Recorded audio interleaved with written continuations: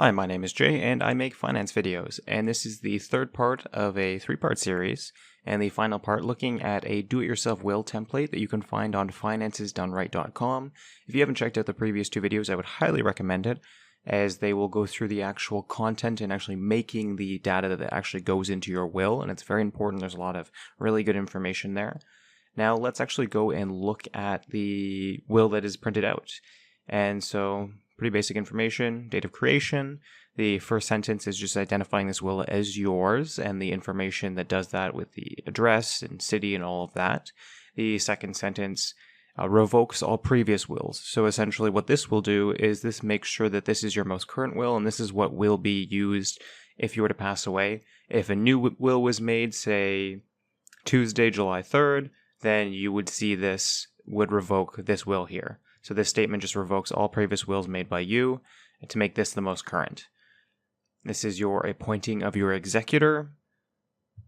And then the backup of your executor. Again, these are numbered, so the replacements will go in order that they are numbered. That's important to understand. So make sure that your primary or your ideal backups are listed first. This is talking about the compensation, and this whole section here actually is giving the rights to your executor to manage your estate.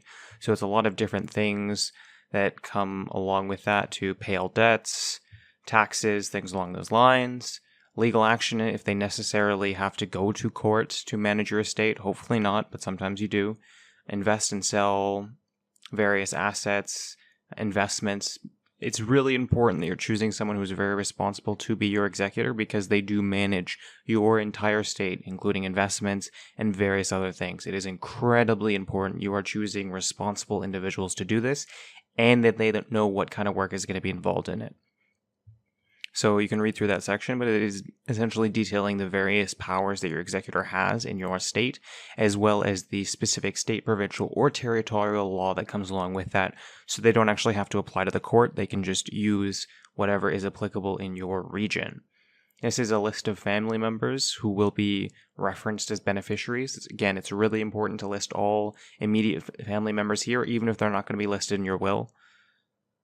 This is talking about the individual assets that get passed along outside of the distribution of your estate. So these are things that happen before you allocate your percentage of your estate. So you're leaving your Mustang to John Smith, and then you have your backup beneficiary here as well. And this sentence right here, if John Smith doesn't want the asset or doesn't get the asset, if Greg doesn't want the asset or get the asset, then it will eventually go down to the distributions themselves.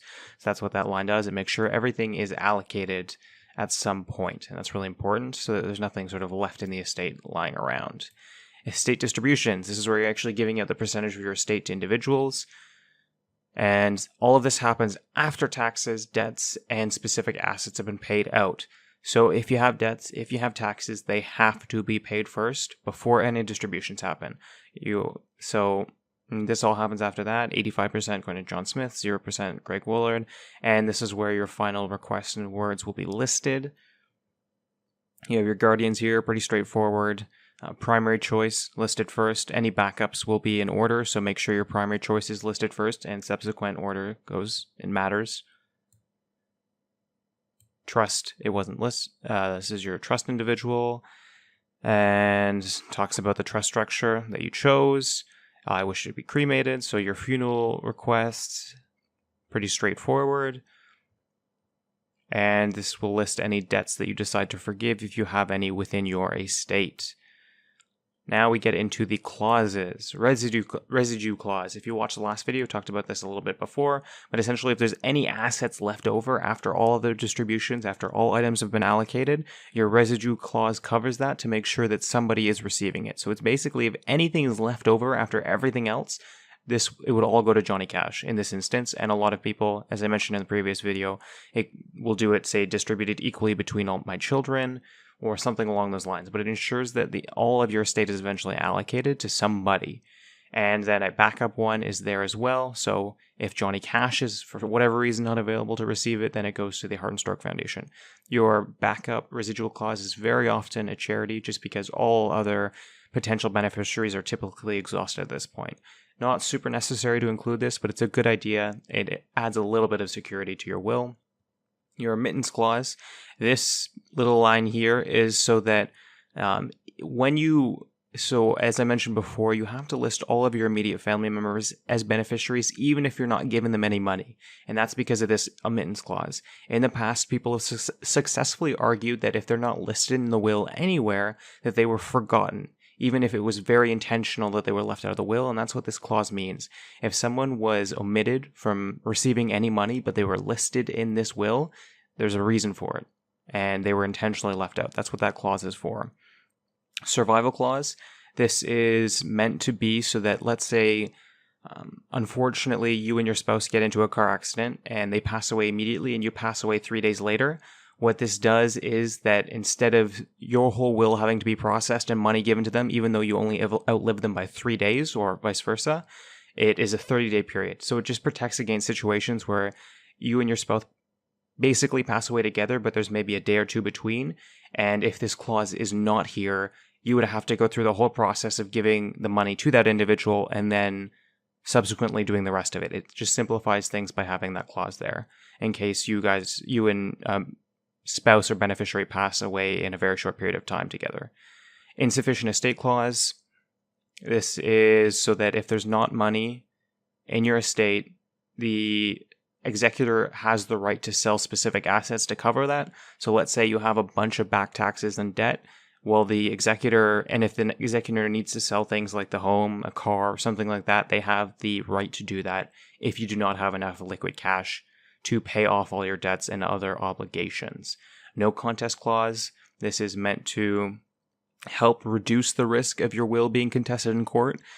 It does help, but it's really important to understand when you are using a do-it-yourself will, there is still very much potential for it to be contested in court. This clause helps a little bit, but there is still a very real possibility that if you have angry family members, if you have a small business that was complicated, there is potential for it to be contested. So keep that in mind. Severability clause. So if any of the parts of the will are deemed unenforceable, if you can't be used, everything else remains. So that just means that if something specifically is overturned or deemed inappropriate, say in a courtroom, the rest of the will stand. So it just protects it, again, a little bit by ensuring that the vast majority of your wishes will be upheld if something were to be overturned in one of the specific spots. And this is just a line here.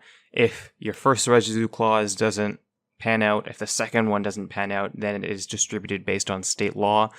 If you have a first residue clause and a backup, this will almost never happen. Virtually never, but it's there again, just to add another level of security. Now, before getting into the last little part, a really important thing, one of the actual most key points to making sure that your will is not contested in court if there's no issues is actually having a discussion with your beneficiaries before you pass away. That is one of the best ways to ensure everything goes smoothly when the time comes. If people know what's coming, they know what they're expected to get, there's no shocks, there's typically going to be less anger associated with distributions.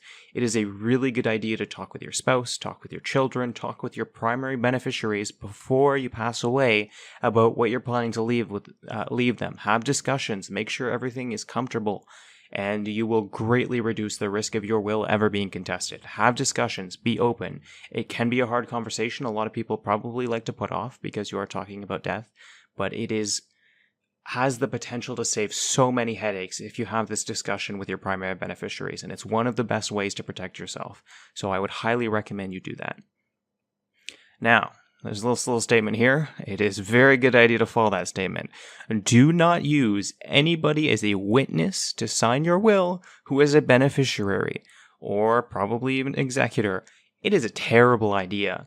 Just don't do it. Do not use beneficiaries as witnesses to your will. Get a neighbor, get a colleague, get a professional, somebody. Do not use your beneficiaries. It is a terrible, terrible idea. Now, in most places, you need 2 witness signatures. I have 3 here, just in case you want to have more. But almost always, when it comes to printed out wills, so wills you don't write by hand, you need to have 2 witnesses when it's being signed. It's important to understand that your witnesses need to be there when you're signing it and when each other are signing it. So you need all 3 people, including yourself, there when you're doing the signing. Again, you don't necessarily need the third witness, but it's there if you want to have it. But you definitely need these two because it is an online do-it-yourself will. If you're writing your will by hand, which I would never recommend unless you're an estate lawyer, but if you were doing that, you would not necessarily need the two witness signatures. But you do if it is made and printed online. So get that. Make sure it's legible printed witness signature, and the address is just so that if they need to be contacted when it comes to the authentication of your will, they have that there. But again, everybody needs to be present when you sign it so that everyone sees everything, everything's good, and your will is secure. So that really covers the outline more or less, but I cannot stress enough that you really should have a discussion with your family members when creating your will to make sure that everybody knows what's going to be happening, everybody's comfortable with what's going to be happening, and it's a great way to ensure that everything runs smoothly when you do pass away. So you can find this will template builder on financesdoneright.com. It is free to use, and I would highly recommend you check it out and take full advantage.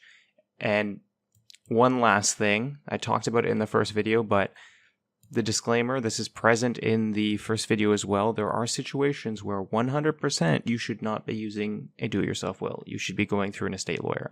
And these are some of the more main ones, but if you feel there is any risk of your will being contested in court, you should be going through a lawyer. It is really important, and you will save a lot of headaches if you do that, if you think there is a risk. So this has been a video looking at that, and I hope you take advantage.